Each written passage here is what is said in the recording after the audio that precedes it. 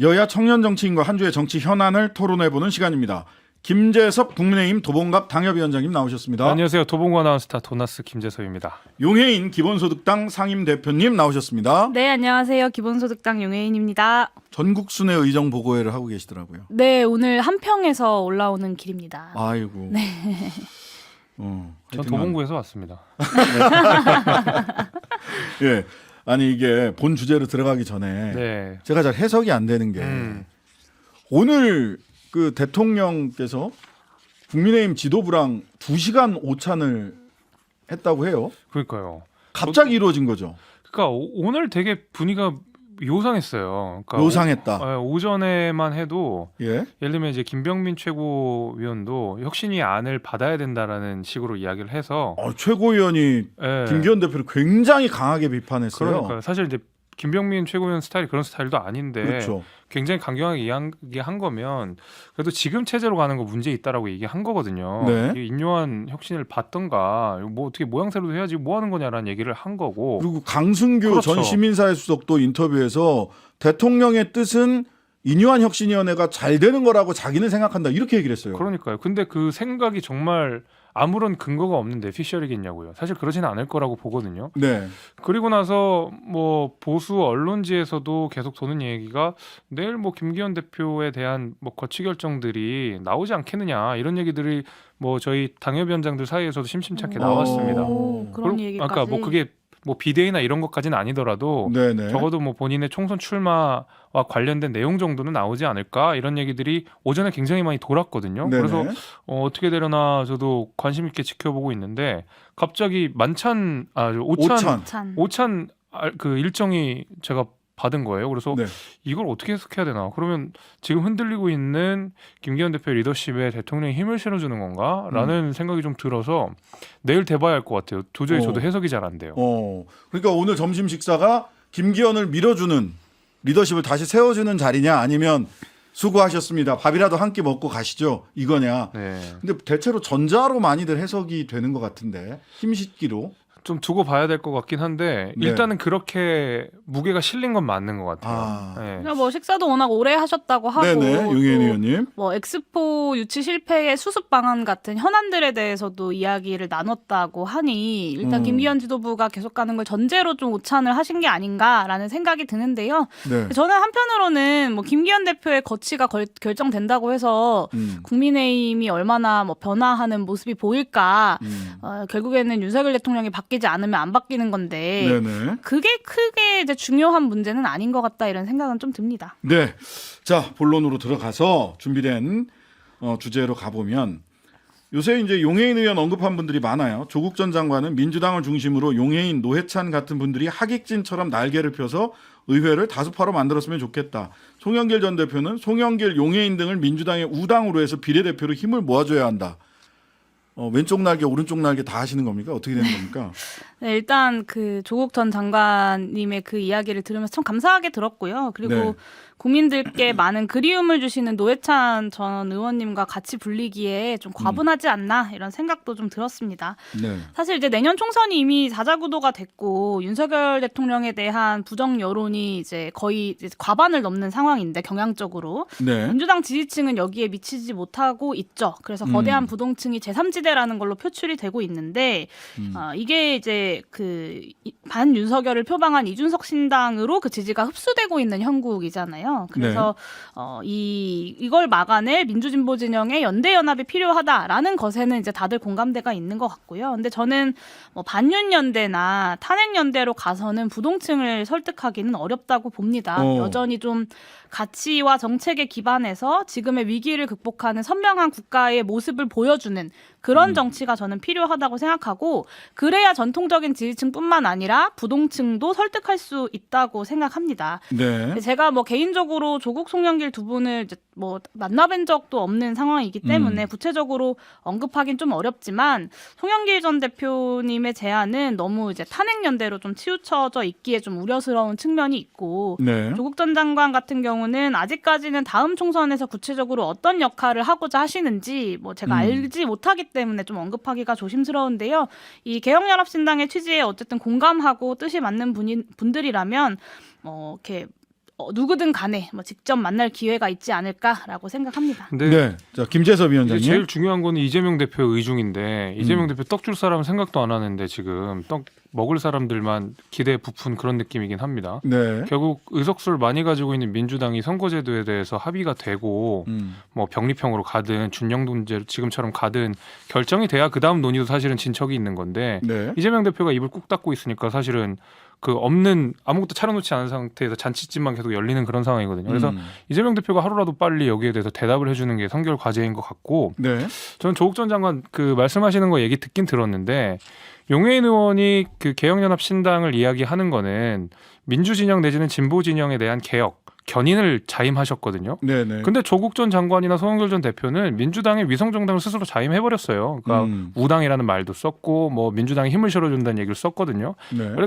민주당을 이끌어가겠다라는 그 용해인 대표의 이야기와 민주당의 위성정당을 자처하는 조국 전 장관 송영길 대표가 나란히 놓인 거면 용해인 대표가 기분 나빠하셔야 되는 거죠.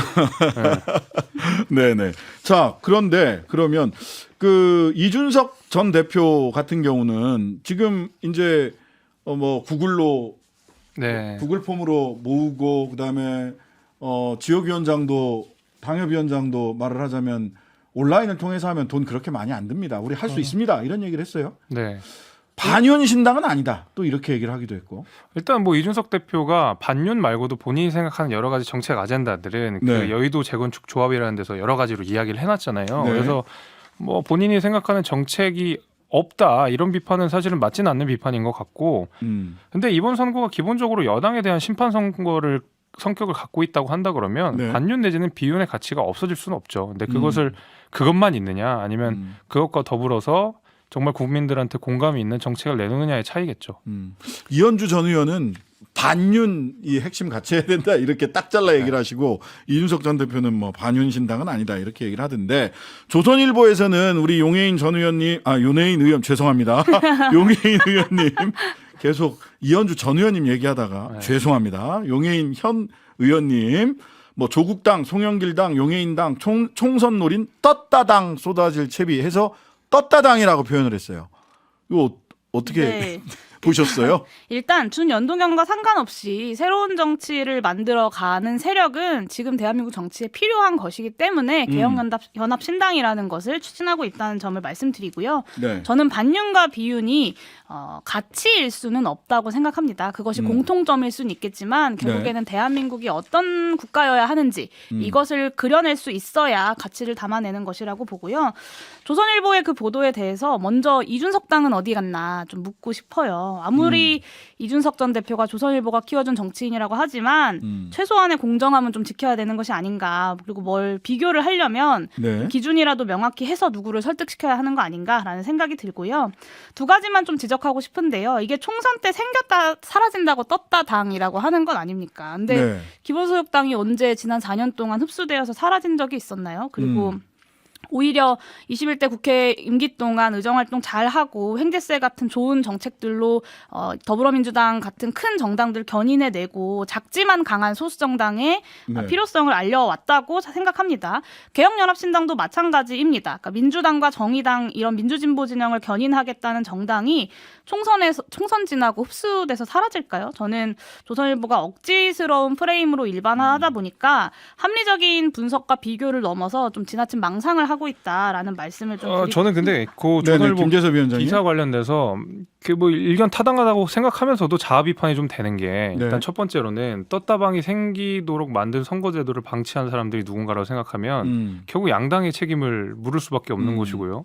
두 번째 소위 위성정당. 그렇죠. 예. 게다가 두 번째로는 그 국민의힘이나 더불어민주당이나 선거 앞두고 간판 바꾸고 당 바꾸고 한 게 한두 번인가라는 자아성찰을 하게 됩니다. 왜냐하면 지난 네. 총선에서 21대 국회의원 선거할 때 저희가 미래통합당이라는 사실상 급조된 정당으로 선거를 출마했거든요. 예, 자유한국당, 뭐 새로운 보수당 등등이 연합해가지고 굉장히 급속도로 만들어가지고 막 로고도 좀 이상했고 막 그랬거든요. 그러니까 이 조선일보의 비판은 단순히 어떤 위성정당에 불리는 몇 개의 정당뿐만 아니라 양당이 사실은 더 새겨들어야 되는 비판이다. 이런 자아 비판을 좀 해보겠습니다. 저는 이 말씀 좀 드리고 네, 싶은데요. 용의원님. 사실 정당의 숫자가 많아지는 게 연동형 비례대표제 때문이 아니에요. 그러니까 병립형으로 우리가 선거를 할 때도 사실 투표용지에 수없이 많은 정당들의 이름이 찍혀서 투표를 했습니다. 2016년에 총선 기억하실 텐데 그때도 정말 많은 정당들이 등장을 했었고요. 그리고 원래 민주주의 사회에서 선거라는 게 여러 새로운 정치 세력들이 등장하고 새로운 담론들이 일어나는 그런 공론장인 겁니다. 그래서 그 자체가 파열음이고 변화의 어떤 역동이 되는 건데 어차피 선거제도는 있는 것이고 이 선거제도에 따라서 정당이 몇 개가 있던 간에 국민들이 올바른 선택을 하는 거고요. 그렇기 때문에 정권도 바뀌고 뭐 심판도 받는 겁니다. 그러니까 중요한 건 정당들이 말하는 내용이고 실력이 되어야지 사실은 무대에 오를 기회까지 조선일보처럼 이런 식으로 부정하면 안 된다. 전체주의를 옹호하는 것도 아니라면 말입니다. 그런 네. 말씀을 좀 드리고 싶고 더구나 조선일보의 이런 주장은 기득권 정당 아니면 정치할 생각하지 마라고 이야기하는 건데요. 저는 양당에 실망해서 많은 사람들이 새로운 정치를 바라고 있는 지금 이런 상황을 조선일보가 전혀 분석하지 못하고 있다고 생각하고요. 개혁연합신당은 이런 수준 낮은 비판에 흔들리지 않고 제3지대라는 공간을 개혁의 내용으로 채워가면서 뚜벅뚜벅 갈 길을 가겠습니다. 자, 여전히 이준석 전 대표는 지역 당협위원장도 네. 모집하겠다 하고 그러는데도 불구하고 이거 회군할 수 있는 거 아니야? 이 정도까지 하다가 내년 1월 달 되면 또 제도 변수도 있는 거 아니야? 병립형으로 가면은 이준석 신당이 차지할 수 있는 의석수가 매우 제한적인데 그렇겠죠. 예. 뭡니까? 지금 날마다 1%씩이라고 하는데 당 내에서는 이준석 신당이 창당이 된다 아니면 이러다 결국 돌아올 거다 어떻게 봐요? 한 저번 주 정도부터였나? 그러니까 예. 국민의힘 내부에서도 네. 이준석 대표랑 한 당에서 같이 총선을 치르기가 어렵겠구나라는 것을 슬슬 인정하기 시작한 것 같아요. 그래요? 그러니까 뭐 예. 이준석 대표가 밉다 아니다를 떠나서 어. 이준석 대표도 이제 말하자면 루비콘강을 건넌 거고 국민의 입장에서 어떻게든 이준석 대표를 잡고 싶었지만은 이준석 대표의 의지가 너무 뚜렷하다 보니까 제도의 변화와 관계없이 상관없이 간다. 예, 그렇게 네. 해버렸기 때문에 저는 뭐 아무래도 이준석 대표가 다시 뭔가 국민의힘 돌아오는 길은 좀 어렵다. 오히려 앞서 제가 말씀드린 미래통합당 모델로 가령 네. 뭐 자유한국당과 새로운 보선 합치는 모양새가 되면 겨우 그 정도가 될까? 이준석 대표가 국민의힘이라는 간판 안에서 들어와서 선거를 치를 거라고 생각하지는 않습니다. 창당을 하고 합당을 하는 한이 있을 값에 일단 국민의힘 이름으로 선거를 치를 것 같다. 제 생각은 그렇습니다. 예, 그럼 일단 합당을 하는 네, 회고는 용의원님? 가능하다고 보시는 거예요? 그거는 뭐 제가 알 수 없죠. 제가 의사결정가가 아니니까. 근데 이준석 대표가 당시 새로운 보수당에 있었고 실제로 미래통합당으로 후보로 나왔던 걸 생각해 보면 그럴 가능성이 없진 않다고 하는데 물론 뭐 저는 그럼에도 불구하고 합당 안 하고 끝까지 갈 가능성이 본인이 만든 정당으로 갈 가능성이 훨씬 높다고 생각합니다. 김종인 전 비대위원장이 지난 금요일 날 저희 그 뉴스하이킹 나와서 이준석 전 대표에게 이렇게 얘기하더라고요. 국민의힘으로 다시 돌아가서 국민의힘에 유혈 입성하겠다는 생각을 당장 버리고 제3정당으로 정확하게 기치를 세워야 총선에서 승리할 수 있다. 이렇게 조언을 하시던데 하여튼 간에 이건 조금 더 지켜보도록 하고요. 자, 중도 확장 총선 앞두고 중요하다고 얘기를 하고 원희룡 전 장관도 본인의 눈은 중도에 가 있다라고 하는데 신앙 간증 전광훈 씨 중심이 된 보수 기독교 집회에 가서 본인은 신앙 간증이라고 하는데 이게 지금 원희룡 장관 아직 장관이거든요. 이 원희룡 장관의 이 신앙 간증 어떻게 보셨어요? 용 의원님 먼저 좀 평가를 해주시죠. 네, 좀 설명을 좀 드려야 될 것 같은데 지난 리서치뷰가 11월 28일부터 30일까지 실시해서 만 18세 이상 성인 남녀 1,000명을 대상으로 네. 우선 100% RDD ARS 방식으로 정성스럽네요. 진행한 정기 여론조사를 보면 이준석 신당의 지지자들의 특징이 2030 남성과 수도권들의 지지입니다. 그러니까 이준석 신당의 지지 구성이 2030 남성과 수도권 지지인데 이 부분이 사라져 버리니까 이런 구태보수처럼 또다시 정광훈 목사에게 기댈 수밖에 없는 것이 아닌가라는 생각이 들고요.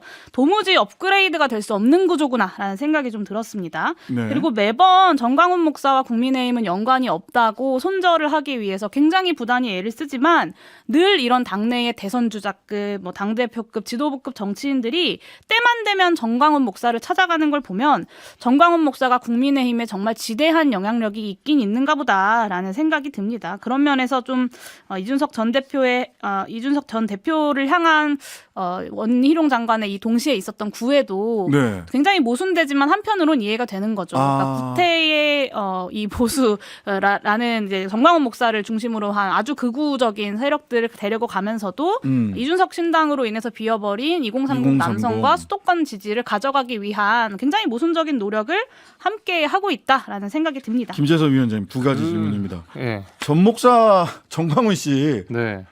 이렇게 김기현 대표도 그렇고 뭐 김재원 최고위원도 그렇고 막 확 달려가신단 말이에요. 네. 그 정도로 국민의힘에 진짜 영향력이 있는 거예요? 그렇지도 않은데 왜 그러시는지 모르겠어요. 그렇지도 않습니까? 물론 그 예를 들면 극우적인 것을 우리가 좀 결별해야 된다는 얘기를 하면 그 네. 정광훈 목사를 따르는 팬덤이겠죠. 그 팬덤들의 집요한 공격 같은 것들은 실제로 있습니다. 저도 많이 당했고요. 그럼에도 불구하고 그것이 예를 들면 당내 선거에 영향을 줄 만큼 유의미한 숫자는 아니라고 생각하거든요. 저는 굉장히 시끄러운 소수라고 생각하는데 여기에 네. 이끌리면 안 된다고 보고 뭐 용해인 의원님이 자꾸 거기에 기대려고 한다고 하는데 거기는 기대진다고 기대지지도 않아요. 기대는 순간 넘어지는 데라서 우리가 거기를 끊어내야 되는데 자꾸 거기를 가는 거는 좋지 않다고 생각하고 중도 확장의 방법을 가장 못나게 하면 정광훈을 만나는 거죠. 이 중도가 아닌데요. 네, 정광훈 그러니까 목사는. 가장 못나게 상상할 수 있는 가장 못난 방법이 것 같은데 저는 좋은 스텝은 아니었다고 생각합니다. 정광훈 목사를 본 것은. 자, 이번엔 개강 이야기 잠깐 좀 짚어봐야 될 것 같아요. 대통령실에서는 전문성과 여성 비율 6명 중에 3명이 여성이다. 이런 이야기를 하신단 말이죠. 이번 개각 몇 점 주시겠습니까, 용 의원님? 저는 뭐 점수를 매길 수 없다고 생각하고요. 네, 하나는 이제 야박하시네요. 예산안, 이 야박하죠. 의견이 동일합니다. 네. 예산안 협의가 아직 안 끝났습니다. 그리고 경제가 민생부터 시작해서 미래 동력까지 이렇게까지 엉망일 수 없는 상황에서 추경호 기재부 장관이라거나 원희룡 국토부 장관 이런 윤석열 정부의 경제에 책임이 있는 분들이 경질도 아니고 책임 하나 지지 않고 총선 출마해야 된다니까 내보내는 건 국민들로서는 좀 납득하기 어렵다라고 보고 윤석열 대통령이 정말 국민을 전혀 보지 않는구나라는 생각이 들었고요.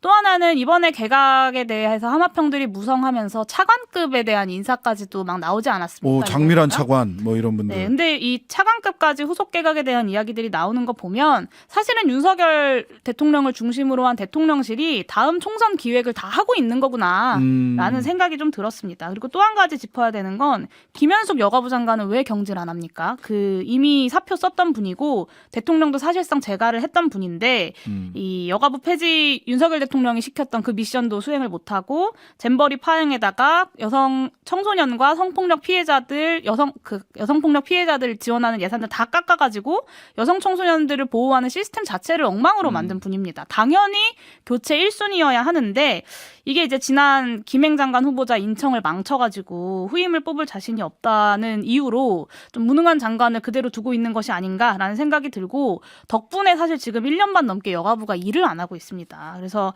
이 김현숙 장관 인사 문제 하나 해결 못하는 대통령을 국회와 국민이 믿을 수 없다는 말씀을 좀 드리고 싶고 네네. 엑스포 유치 실패가 아니라 전 이걸 사과하셔야 된다고 봅니다. 네. 자, 이번 개각 관련해서 말씀 좀. 두 가지 항목을 주신 것 같아요. 전문성이랑 여성 비율. 그 네. 각각에 대해서 점수를 매겨보면 전문성이라는 면에서는 70점. 왜냐하면 6명 중 2명이 약간 전문성에 의심이 듭니다. 강정의 보훈장관, 네. 오영주 중기부 장관 후보자. 네, 사실은 이 두 분은 각 이유가 뭔지 진짜 궁금해요. 그래서 약간 때우기 아니냐 이런 비판이 나오는 게 뭐 돌려막기 아니냐는 비판이 나오는 게 어쩔 수가 없는 내용인 것 같고 나머지 네 분은 저는 전문성만큼은 까기 어렵다고 봅니다. 네네. 네, 그러나 두 분이 조금 미스가 있었기 때문에 전문성에 의심이 되기 때문에 3분의 1을 줘서 이제 70점 정도를 드린 거고 15점씩 빼셨구나. 네, 한 명당. 그리고 이제 여성 비율과 관련돼서는 저는 50점 주고 싶습니다. 왜 그러냐면 네. 여기가 사실 저는 더 문제인데 예를 들면 네. 결과적으로 유능한 분들을 뽑았는데 거기 여성 비율이 50%가 됐다라는 거는 칭찬할 일이죠. 네. 근데 예를 들면 여성 비율을 늘려야 돼서 그 자체가 목적이 된 인선이라 그러면 저는 그건 반대거든요. 그래서 제가 찾아보니까 우연히 그런 것 같지는 않고 대통령실의 기류가 여성 장관 얼마를 넣어라라는 그 기류가 있었던 것 같아요. 근데 네. 이런 식으로 할당제처럼 국무위원들이 능력이 아니라 성별로 정해지는 거는 저는 좋은 방식은 아니었다고 생각합니다. 자, 그래서 70점, 50점 거꾸로 점수가 나올 줄 알았는데 이렇게 나왔고요. 아, 김홍일 방통위원장 내정설 이것도 얘기를 해야 되는데 이거는 다음에 네. 기회를 보도록 하겠습니다. 오늘 말씀 여기까지 듣겠습니다. 지금까지 김재섭 도봉갑 국민의힘 당협위원장, 용해인 의원과 함께했습니다. 네, 감사합니다. 하루 종일 기다려지는 진짜 시사. 평일 저녁 6시 5분 신장식의 뉴스 하이킥.